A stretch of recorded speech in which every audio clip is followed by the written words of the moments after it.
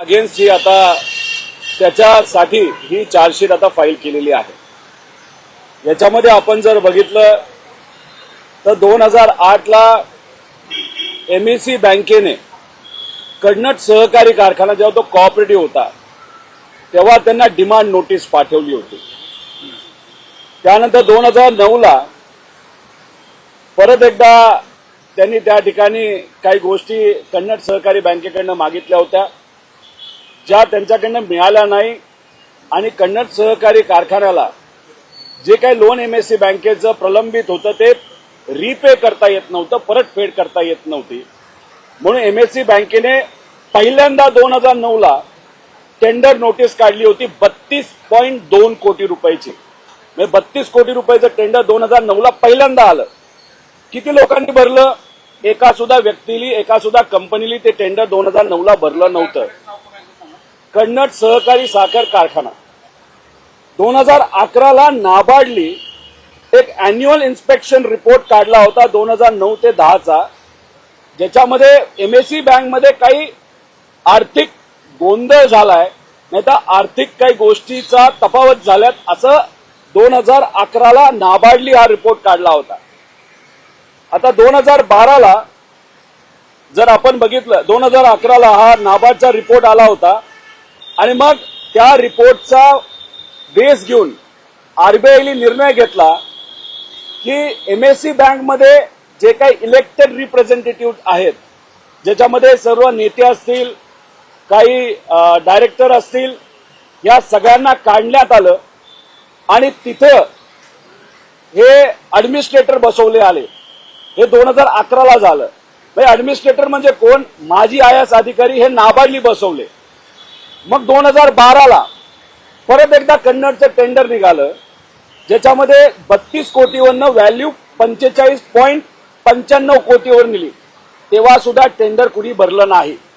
मग 2012 म्हणजे 30/7/2012 ला अजून एकदा टेंडर काढलं आणि त्याची व्हॅल्यू 45.95 कोटी ठेवली। म्हणजे पहिल्यांदा 2009 ला टेंडर 32 कोटी, दुसऱ्यांदा 2012 ला जेव्हा ऍडमिनिस्ट्रेटर आलं तेव्हा ते टेंडर कितीला निघालं?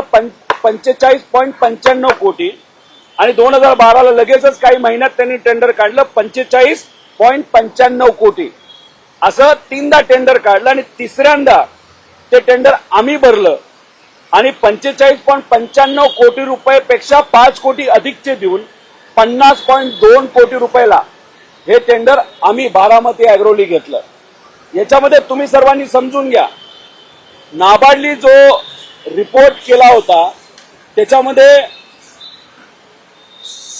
76 आणि 9 आणि 46 असे काहीतरी 100 लोकांचं नावं त्याच्यामध्ये घेतली होती। 100 लोकांची नावं, त्यात अनेक नेते, त्यांच्या अगेन्स्टचा तो रिपोर्ट होता आणि ईडीली जी एफआयआर फाईल केली त्याच्यामध्ये या 97 लोकांची नावं आहेत आणि ईडीली जो त्या ठिकाणी एफआयआर केला त्याच्यामध्ये रोहित पवारचं नाव नाही।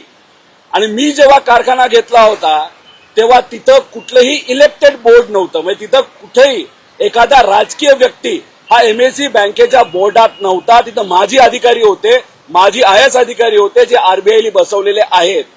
आता मग तिथे जेव्हा ते टेंडर माजी अधिकाऱ्यांनी आणि ऍडमिनिस्ट्रेटरनी काढलं, ते टेंडर त्यावेळेस बारामती अॅग्रोली घेतलं होतं। त्यामुळे याच्यामध्ये आपण जर बघितलं तर या 97 लोकांना ठेवलं बाजूला ज्यांचं एफआयआर मध्ये नाव आहे आणि मी ऍडमिनिस्ट्रेटर म्हणजे अधिकाऱ्यांच्या काळामध्ये म्हणजे आरबीआयचा जेव्हा कंट्रोल एमएससी बँकेवर होता तेव्हा मी टेंडर घेतलं आणि मी एकटा अडकलो, नाही तर माझ्या एकट्यावर त्या ठिकाणी कारवाई करण्याचा प्रयत्न हा ईडीच्या माध्यमातून झाला, राजकीय दृष्टिकोनातूनच झाला। अधिकारी बिचारे अधिकारी याच्यात नसतील कारण शेवटी त्यांना आदेश हा पाळावा लागतो, पण जे काय झालं ते फक्त माझा आवाज दाबण्याचा प्रयत्न त्या ठिकाणी सरकारच्या माध्यमातून नाही तर त्यांच्या एजन्सीच्या माध्यमातून झाला आणि मग ईडीच्या म्हणजे माझं नाव एफआयआर मध्ये नसताना माझं नाव मुद्दामून त्याच्यामध्ये घेतलं।